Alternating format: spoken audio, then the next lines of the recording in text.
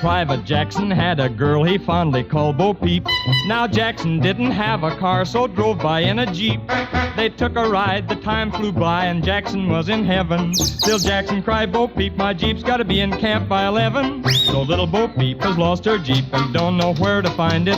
Her soldier boy took it back to camp and left Bo Peep behind it. It didn't have doors, the seats were hard, but Bo Peep never minded. It didn't ride like a Cadillac, she wondered who designed it.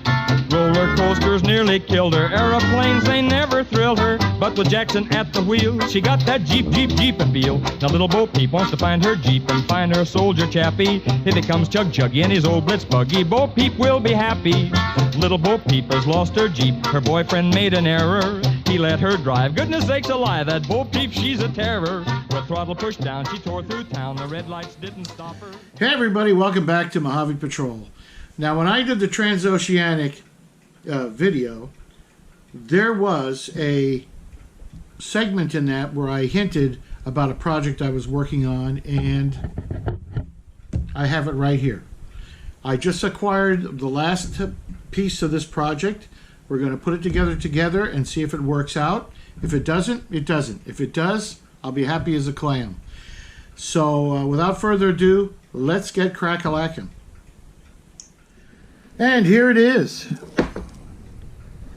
It's a Westinghouse beach radio, and wow, I'm allergic to something at this time of year. I didn't used to be, but now all of a sudden I am. It's a Westinghouse beach radio. At least that's what my grandmother called them when I was a kid, because she had one like this in her house, though it never worked. She said that it took batteries, and the batteries are expensive, and they didn't want to go through the expense, blah, blah, blah, all that old people stuff. Not that I'm a spring chicken. And here we go. You know, your tuning dial right here, or right here.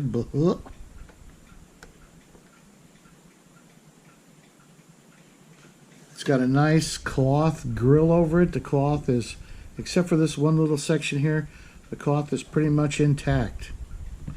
And let's get on to the inside of the radio. All right, here we are on the inside of the radio. And there it is in all its beauty. It's a Ford tube set. I've removed all these tubes and checked them. They're all good. Well, 3 are good, 1 is fair, but fair is fair. Fair isn't bad. And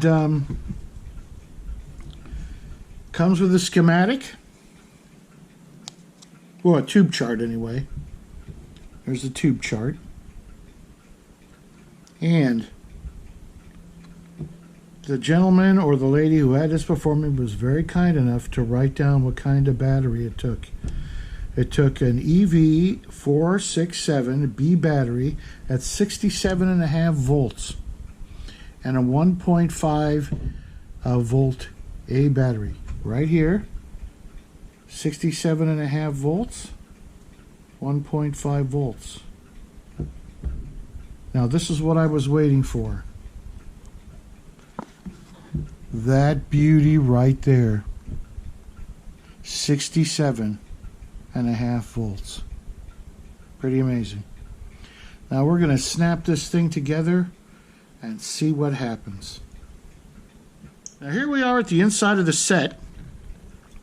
And your A battery can be nothing more than a regular flashlight battery, 1.5 volts. You can only put it in one way. So we're going to snap that battery in there. Ooh, nice click. Not a nice hiss, but a nice click. And now we're going to install our 67.5 volt battery. And people in those days were smart enough to figure out a way so you don't put them in backwards. There's one clip. And there's the other clip. And we're going to carefully shoehorn our little antique battery in here. And that's what it should look like. That's what it looked like in the way back when. Oh, and our radio was made in October. I'm pretty sure that's October 23rd, probably 1940. Let me take a better look at that. Well, it looks like 40. Looks like 1940 to me.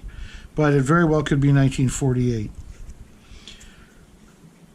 But needless to say, the radio is from the 1940s.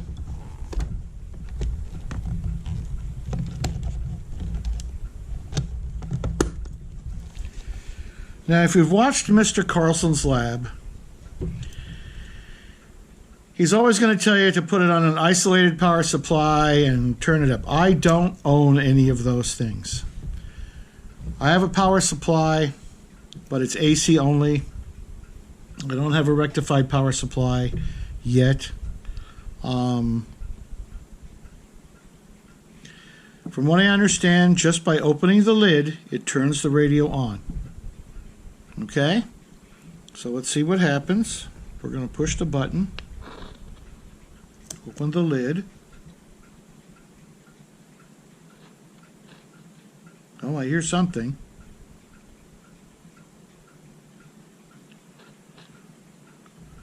I don't know what's all the way up or all the way down.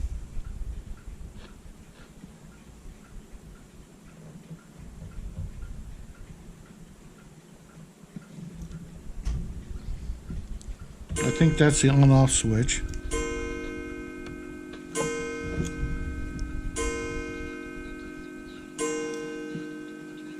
Hang on, as soon as the clock stops chiming, there's 2 more clocks that are going to chime.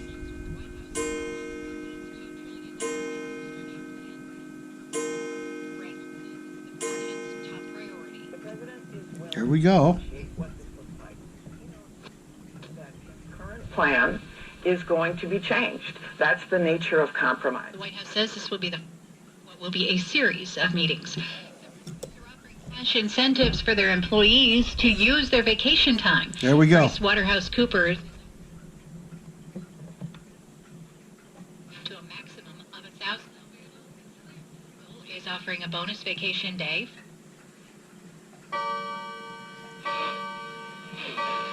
Unforeseen Lacey breaking. Twins have postponed tonight's game against the Red Sox because of safety concerns following the fatal police shooting of a black man. Tiempo. Si es un empresario, no importa el tamaño de su negocio.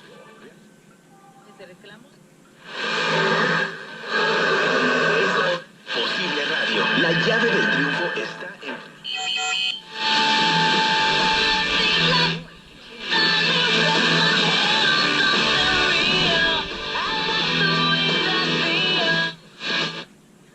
오늘 열리는 반도체 화상 회의에 대해 결정이나 발표 사항 자리는 아니라고.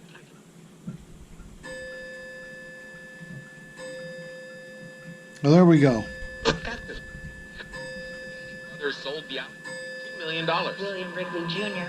The island in 1919. There's also a large metal maze sculpture by Elizabeth Turk, who does work in Orange County, as well as an artist from LA, Gail Rock. The antenna doesn't seem to pick up well when it's lying flat. It's meant to be like this. Road work in NoHo on the 170. Southbound 170 in between Victory and Riverside Drive. Let's turn it off. There you go. The 1940 Westinghouse Beach radio. Now I'm going to remove the batteries because I'm paranoid. I'd rather be paranoid than be annoyed. Okay, there we are. So it works. I think the next time I have a leisure time, which isn't today, I will sit out in my backyard and have a cigar and listen to my 1940 Westinghouse Beach radio. Oops, sorry, I bumped you. You okay? Did you get a little dizzy? I didn't mean to bang you.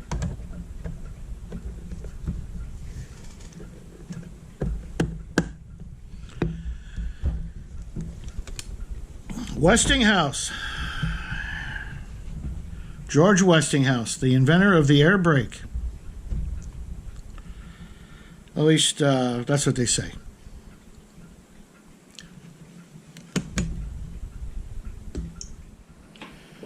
So my wife says that I should talk about this stuff, and she was absolutely right. There you go. And a lot of people will say, why go through all that effort? Well, I'll tell you why. Because I can. Alright? I don't have a lot of skills, but I do have some skills. And it's important to me to maintain these little pieces of the past. If you can bring something like this back to life so other people can enjoy it, or you can enjoy it, that's all that matters. That's why I watch shows like Musty One, and Jonathan W., and Hand Tool Restoration. I watch all those people, you know, because they're taking the past, fixing it, and bringing it back into the forefront where people can enjoy it. And as far as Jonathan W. is concerned, not only does he bring the past back to life, but he uses it and makes it work. I don't have any problems whatsoever using camping equipment that was made at the beginning of the last century, because I'm capable of using it. I know a lot of you people want to have the latest and greatest stuff, but I don't need that. I need a place to sleep that I feel comfortable in. I need equipment I can use that works for me, and that's all that matters. You know what? I'm going to start showing you guys some of this prehistoric stuff I do use, like this radio, or binoculars that were made in the middle of the last century, or a sleeping bag that was sold at Sears and Roebuck in 1959. I've never been cold in the desert. People go, that's impossible. No, it's not impossible. I'll even wear clothes that were made at that time. You know, so stay tuned. You'll see some of that.